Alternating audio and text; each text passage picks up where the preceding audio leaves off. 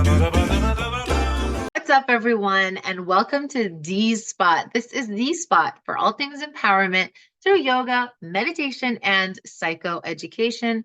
My name is Dalia. I'm a mental health professional, coach, yogi, energy healer, and I am your host.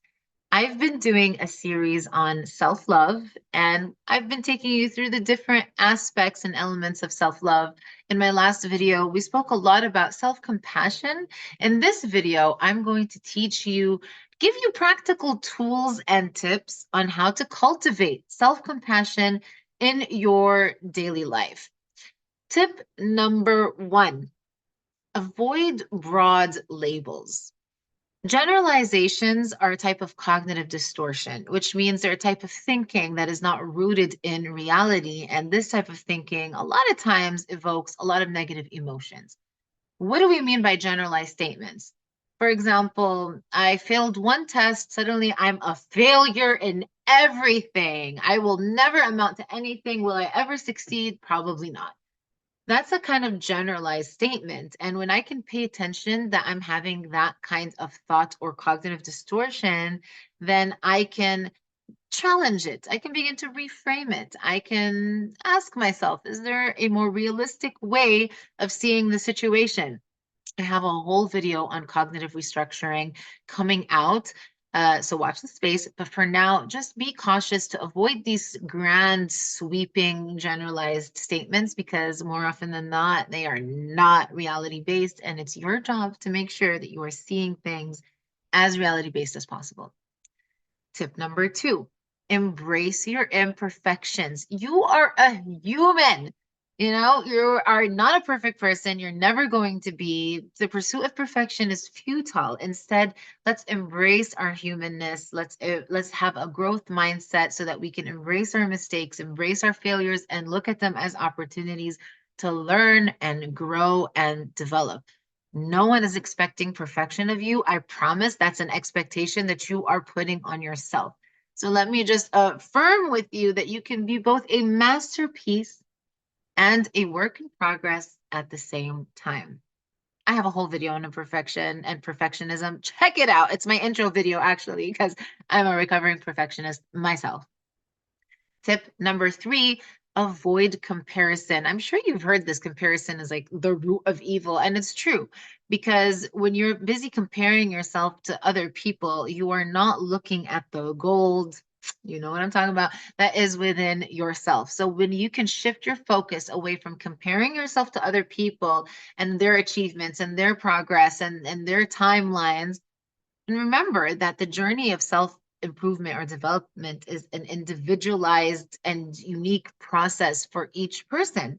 You are unique, just like your fingerprint is unique. There is no one in this world that is like you, who's been through the things that you've been through, who has experienced what you have, who sees life the way that you do. So there is no point in comparing because it's like comparing apples to oranges.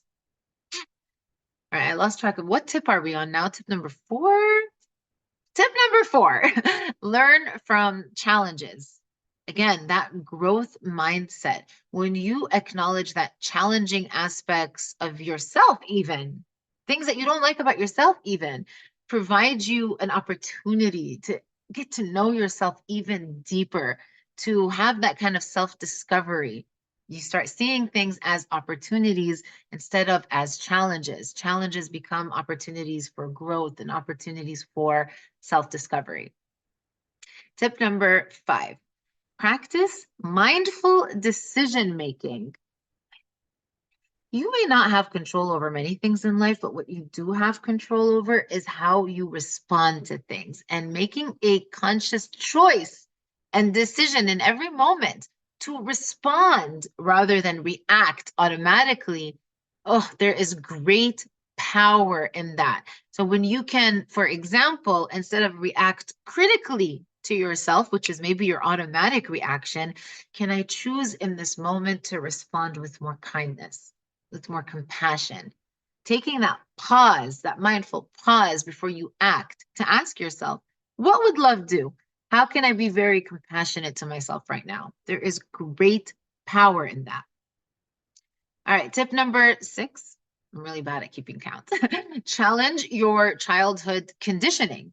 Understand that a lot of the challenging aspects of yourself that you shunned and gave away may stem from your childhood messages, conditioning, pressures. So when you can shift your perspective into more patience, more curiosity, more self-awareness, then you can begin to understand who you are underneath all of that conditioning. And we're going to get really into that in the next video on self-concept, understanding who we really are. But for now, giving yourself a break that, you know what, you coped and you have the coping and defense mechanisms that helped you survive your childhood. And the way you do that may not be healthy anymore. And you're just having that awareness now to change things and learn new things, which is what we're doing here. We're learning new ways of being, and that takes time. So bringing me to tip number 6.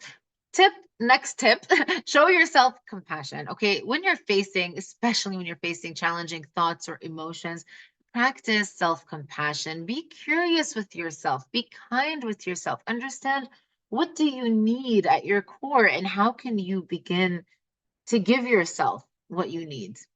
It's very important.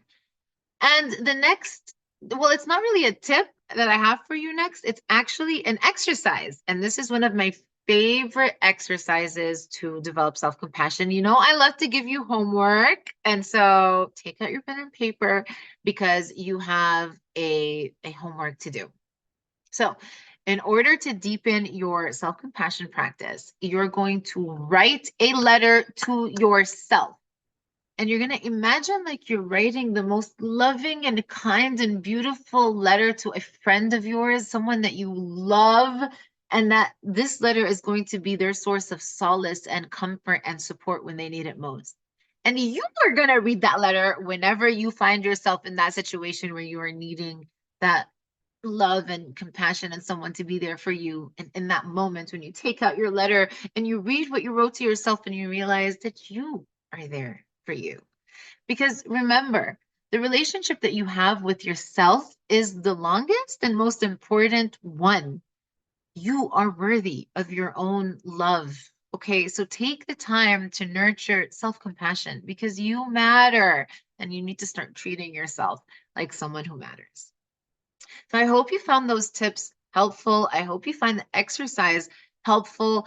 If you have any comments, feedback, please leave a comment. Let me know. I would love to hear from you. What do you struggle with? What would you like to learn more about?